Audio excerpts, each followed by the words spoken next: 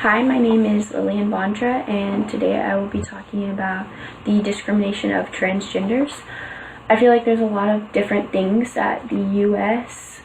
discriminates over, and some of the examples are race, if you are gay or lesbian, or if you are deaf or blind. But I feel like one of the major topics that quite a bit of people talk about is transgenders, and gender identity refers to a person's internal sense of being masculine or feminine. And every day, transgenders or gender non-conforming people bear the brunt of social and economic marginalization because typically they're just not really sure about their gender identity. And advocates know this because they work with clients trying to find housing or obtain health care and partnership benefits. And the needs of transgenders are typically dismissed or put to the side because anti-transgenders struggle with the fact of fairness. And in the U.S., 1 in 30,000 males and 1 in 100,000 females are estimated to seek gender reassignment. And in 2008, the National Center for Transgender Equality and the National Gay and Lesbian Task Force formed a research partnership to address the issue of discrimination. And over about 4 to 8 months, it took them to get the survey and get the results. And during the study, they found that transgender discrimination typically comes with housing, employment, health care, education, and public accommodations. And of the results, they found that there's a lot of discrimination and violence towards transgenders, and they found a lot of results that they just really weren't sure that was going on in the U.S. And in gay and lesbian communities, there are an understanding of the process of coming out and a path of self-empowerment and public understanding.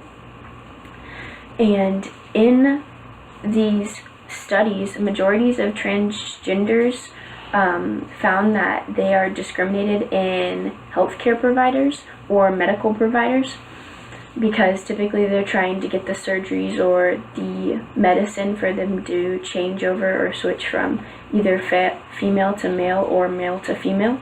And of the respondents in the survey, 19% had been denied or refused treatment because of their transgender or gender non-conforming status.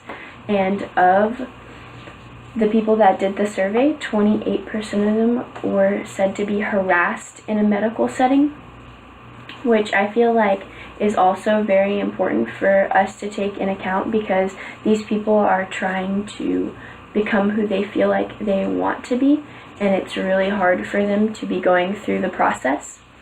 And the respondents in the study reported significant barriers to the healthcare and outrageous frequencies of the anti-transgenders bias in the healthcare.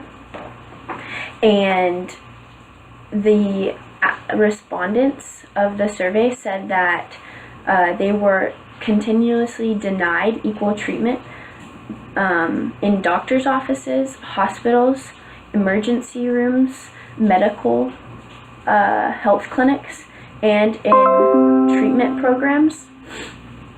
And when they would go to these places, they typically would be refused of care, as well as they would be harassed verbally and physically, and they were also having sexual abuse, and that's what some of the studies have found. And because of the discrimination of transgenders, a lot of the transgenders have been known for losing their jobs or having the abuse of healthcare, and as well as some of them were having long-term unemployment. And I know one of the big examples of a transgender was when Bruce Jenner turned to Caitlyn Jenner. And when that occurred, about 16.9 million people turned in to watch Caitlyn Jenner or Bruce Jenner become a woman. And I know it's really hard for people to come out and tell people what's going on in their lives. And I think that it was really good for him because he found a lot of joy and comfort in himself. And I know it was hard for his family at first, but now they love her for who she is. And I just feel like in today's world, they talked really bad about him as well as good things about him. But it's just really hard for people to make such a change, and I feel like that's why so many people discriminate about it. And overall, I feel as if transgenders face so much discrimination day in and day out, and we really need to be able to think about their feelings and emotions when they are trying to go through this process. And thanks for listening.